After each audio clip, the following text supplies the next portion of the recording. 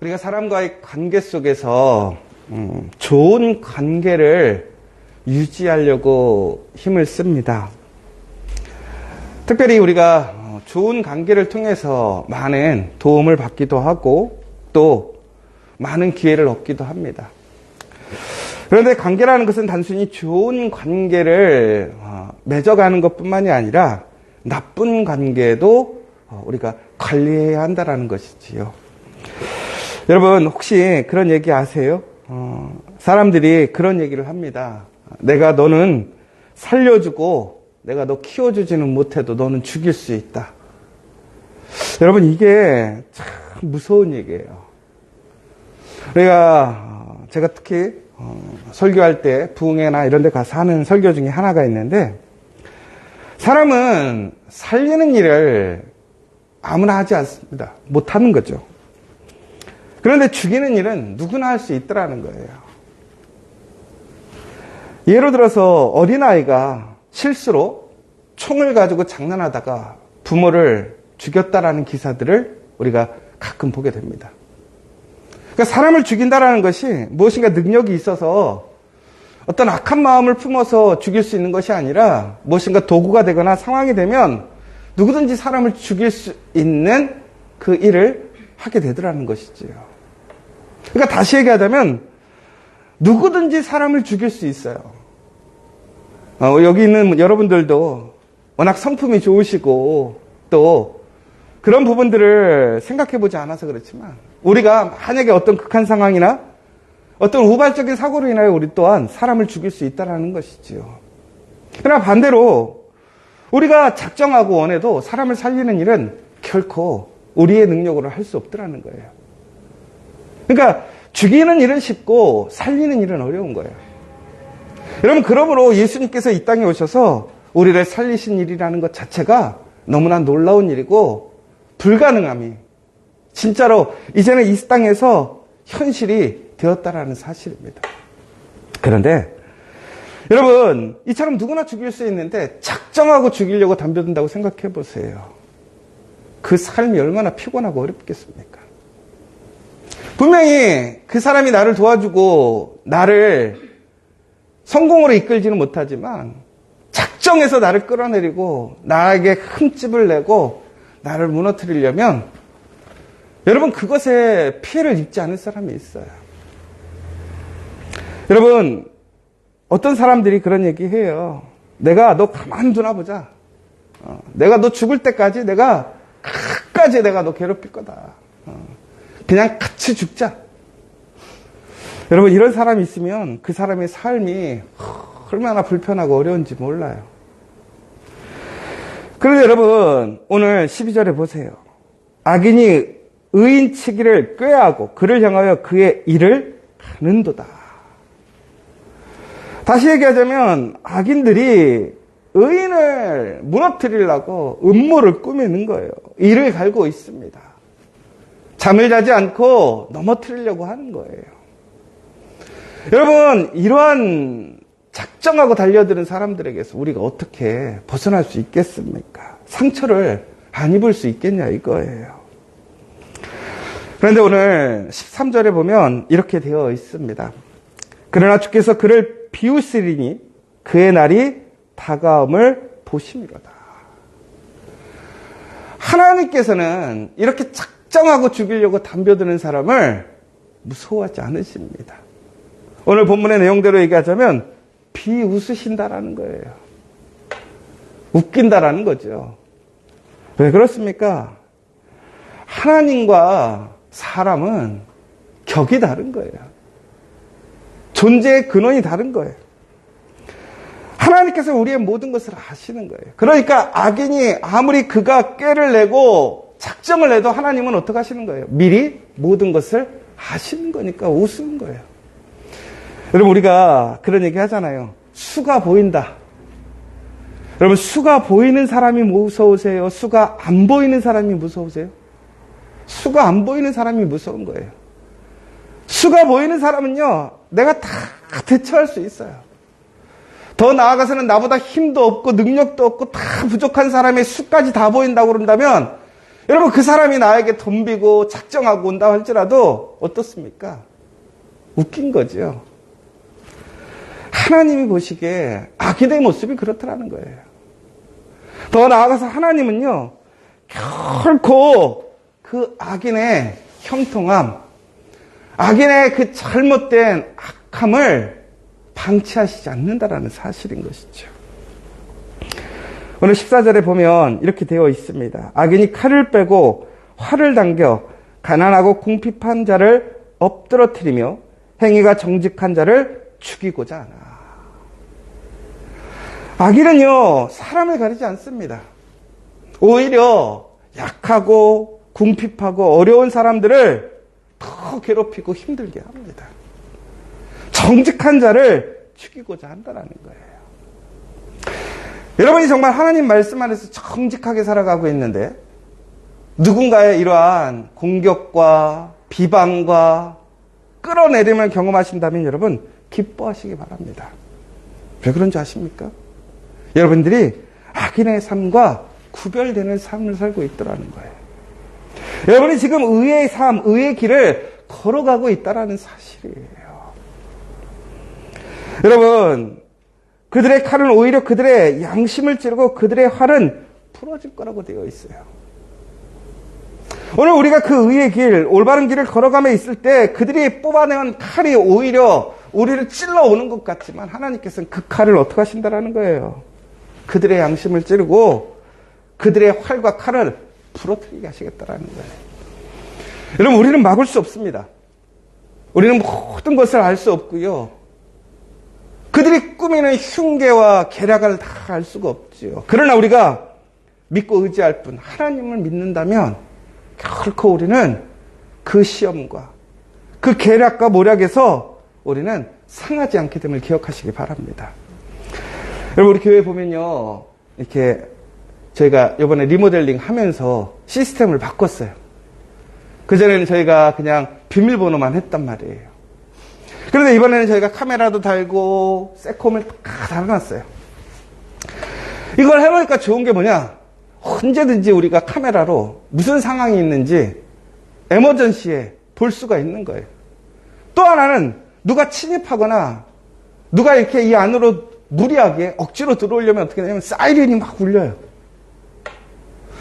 여러분, 이처럼 우리가 안전하게 우리를 지킬 수 있는 방어 시스템이 있는 거예요. 그거 하나만으로도 우리는 매우 안전함을 느낍니다. 편안함을 느끼죠.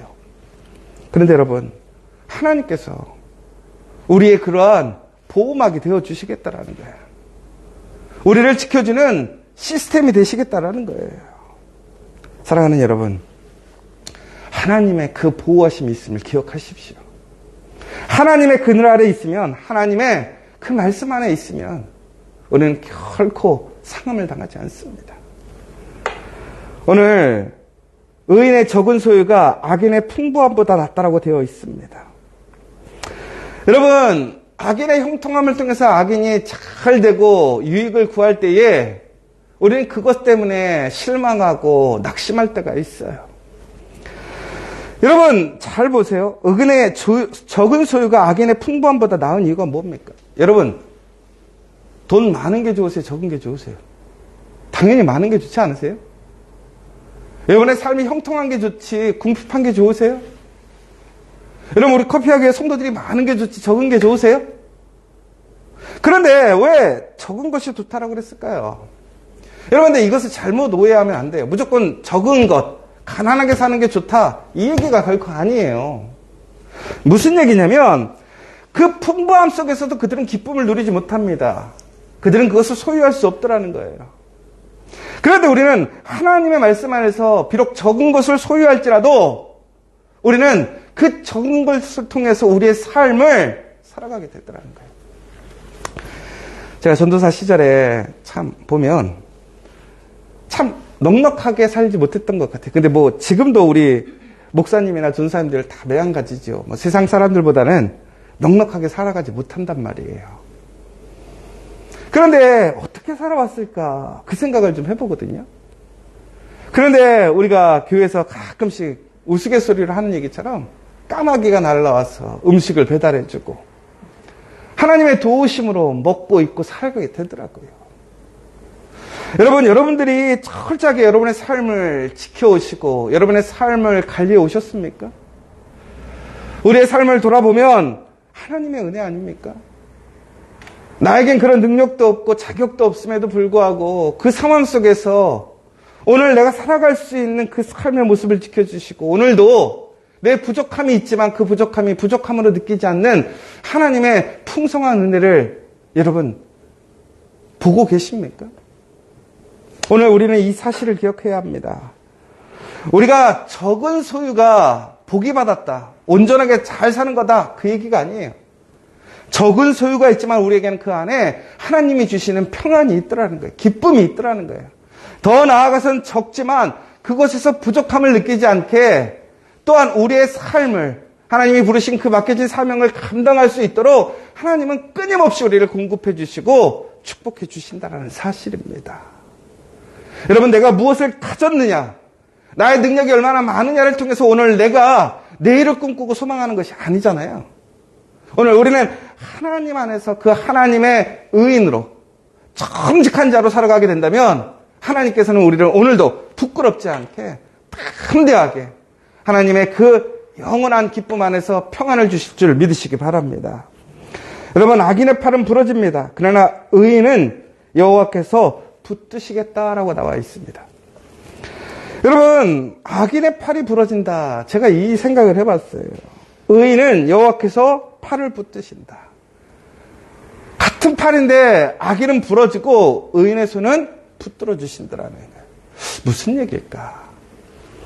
보면요, 악인은 지금 팔을 통해서 무엇을 합니까? 누군가를 해하고 있어요.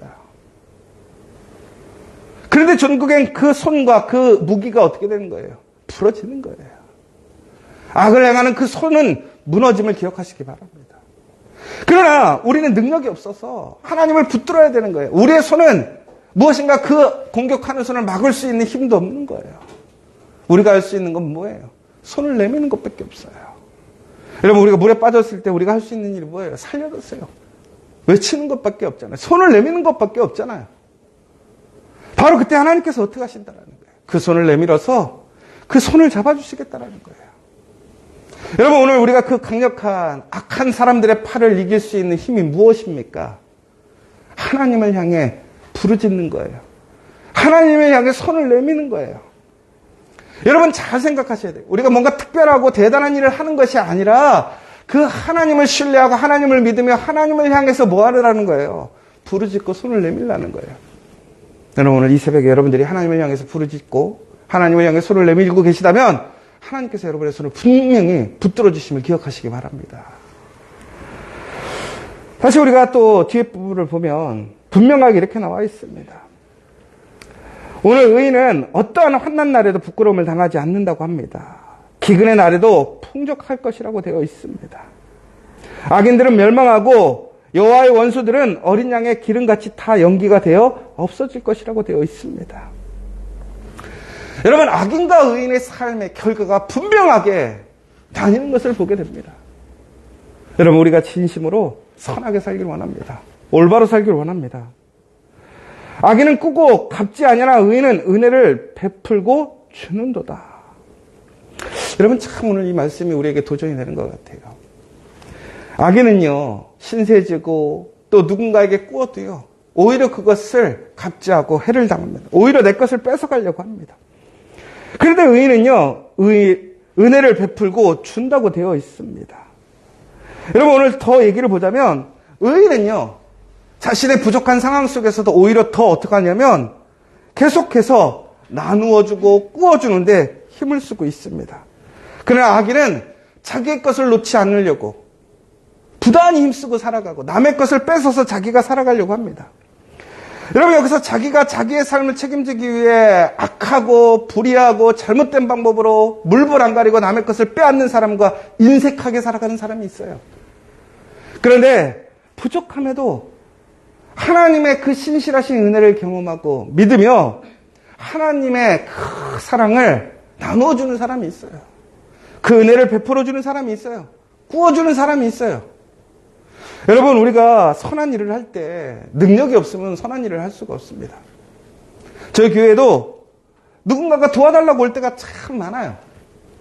그런데 다 도와줄 수가 없어요. 왜? 우리가 도와줄 수 있는 능력이 없으니까. 그럼에도 불구하고 진짜 우리가 손을 내밀어서 함께 손을 잡고 걸어가야 될 사람들이 있어요. 여러분, 우리 지저스 처치에서 함께하고 있는 사역들, 우리 지저스 커피, 우리 지저스 커뮤니티, 여러분, 우리가 한소중앙병원에서 함께 나눈 그 모든 일들, 여러분, 우리가 각각의 사역 속에서 하는 일들이 우리가 넘쳐서 하는 겁니까? 우리가 우스갯소리로 맨날 그런 얘기 하잖아요. 우리의 사역들이 항상 마이너스지만 하나님은 우리의 사역을 마이너스 되게 하지 않으셨어요. 제가 우스갯소리로 맨날 그래요. 지저스 커피도 마이너스, 리스닝 아트도 마이너스, 우리는 마이너스의 손이라고. 다 마이너스예요. 그런데 어떻게 이것이 운영되느냐? 교회가 플러스예요. 여러분, 이게 놀라운 은혜예요. 세상의 방법, 세상의 일들로 돈을 벌어야 되는데 오히려 반대로 우리는 거기서 다 마이너스예요. 흘려보내는 거예요. 나누는 거예요. 베풀어 주는 거예요. 그런데 하나님께서는 그 믿음의 공동체를 통해서, 그곳을 통해서 그 모든 일들을 흘려보내니까 그것이 더욱더 부끄럽지 않게 하시더라는 거예요. 제가 오늘 이제 우리 교육자들과 1박 2일로 2023년 워크숍을 준비합니다. 그래서 회계를 잠깐 정리를 해봤어요. 참 감사하더라고요. 2023년 우리가 준비하는 과정에서 2022년을 덧대어 볼 때 2021년에 2022년을 보면서 무슨 생각을 했냐면 코로나로 인해서 많이 어렵겠다. 그런데 저희가 작년에 세웠던 예산 어떻게 되었을까요? 부족했을까요? 넘쳤을까요? 넘쳤어요. 저희 12년 동안 한 번도 부족하지 않았어요. 올해 또 최고의 은혜를 경험하게 되었어요. 근데 솔직히 저는 내년이 참 걱정이에요. 그런데 우리가 하나님 안에서 하나님께서 우리의 걸음을 정하시고 또한 그 길을 인도하심을 믿고 나아간다면 하나님께서 우리에게 복을 주실 것을 믿으시기 바랍니다. 은혜를 주실 것을 믿으시기 바랍니다. 하나님은 오늘 이처럼 어떠한 순간에도 하나님의 손을 붙들고 하나님을 의지하며 하나님의 말씀대로 나아가는 의의 사람들은 결코 망하지 않게 합니다. 그 공동체는 망하지 않게 합니다. 그 가정은 쓰러지지 않고 그 기업은 절대로 무너지지 않게 한다는 사실이에요.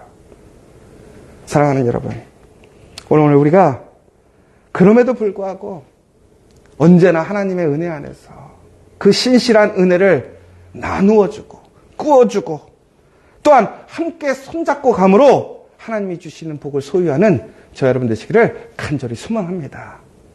마지막으로 25절 이렇게 되어 있습니다. 25절, 26절 읽고 끝내도록 하겠습니다.